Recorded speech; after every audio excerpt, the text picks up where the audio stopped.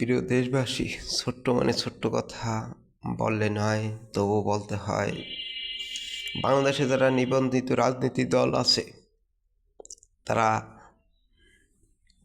তাদের নিজস্ব এখতিয়ারে level playing field করে যাতে নির্বাচন করতে পারে, এবং তারা পরিষ্কার করতে হবে যে তারা দেশের কি কি উন্নয়ন করবে। রাস্তা, কালভার্ট উন্নয়ন, চাঁদাবাজি, দুর্নীতি, সন্ত্রাস, জঙ্গি, এগুলো থেকে মুক্তি করতে হবে। পরবর্তী হবে ধর্মকে সম্মানের নিয়ে আসতে হবে। সংখ্যালঘুদের প্রতি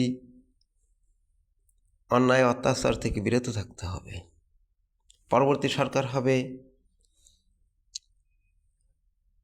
আইন শৃঙ্খলা বাহিনী, 3 বাহিনী, তাদের অনুমোদন একটি, জনগণের থাকবে পার্সেন্টেজ অনুযায়ী, জাতীয় সংসদ সদস্যদের থাকবে এক এক ক্ষেত্রে।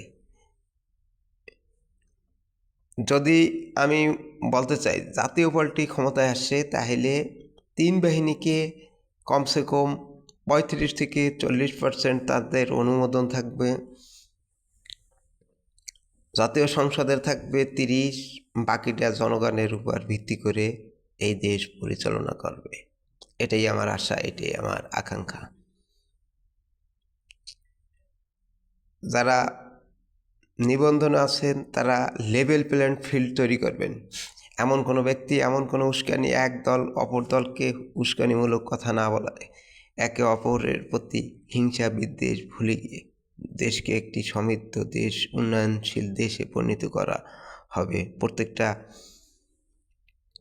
দলমত নির্বিশেষে এই আহ্বান রাখছি আমি সবার কাছে। বাংলাদেশ দীর্ঘজীবী হোক এবং প্রত্যেকটা মানুষ তারা তাদের নিজস্ব অধিকার ফিরিয়ে পাক। মাটিও মানুষের কথা বলবে দেশের উন্নয়নের কথা, বলবে জনগণের নিরাপত্তার কথা, বলবে চাঁদা মুক্তর কথা। কোনো দল যদি চাঁদাবাজি বা টেন্ডারবাজি করে, সেই দলকে ভোট না দেওয়ার জন্য আহ্বান করব। কোনো ব্যক্তি স্বার্থ, আমার বাড়ি আমার ঘর, এটা থেকে দূরে থাকতে পারে, এজন্য আমি জনগণের কাছে আহ্বান করব। কোনো ব্যক্তি উন্নয়নের বাধাগ্রস্ত করে আমার বাড়ি আমার ঘর, এ থেকে বিরত থাকতে হবে। নাহলে যেখানে বাধা পড়বে সেখানে প্রতিবাদ। আমি আইন শৃঙ্খলা বাহিনীকে বলবো যে আপনারা যখন ক্ষমতা শেখ হাসিনা চলে গিয়েছিল, তখন আর্মির পক্ষ থেকে বলা হয়েছিল তারা দেশকে একটি সুন্দর নাগরিক অধিকার দেবে ফিরিয়ে নির্বাচনের মাধ্যমে।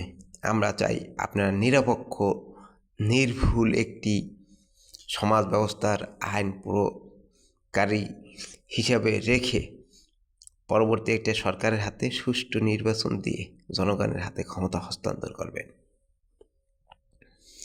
এবং বিগত সরকারের প্রতি যারা অন্যায় করেছে তাদের বিচার হোক, যারা নিরীহ তাদেরকে আমরা আইনের আওতায় যাতে না আসুক, এটাই। কোনো ব্যক্তি যে কোনো দলের গোমরামতি করবে তাকেও আইনের মুখোমুখি হতে হবে, এটাও আমি চাই।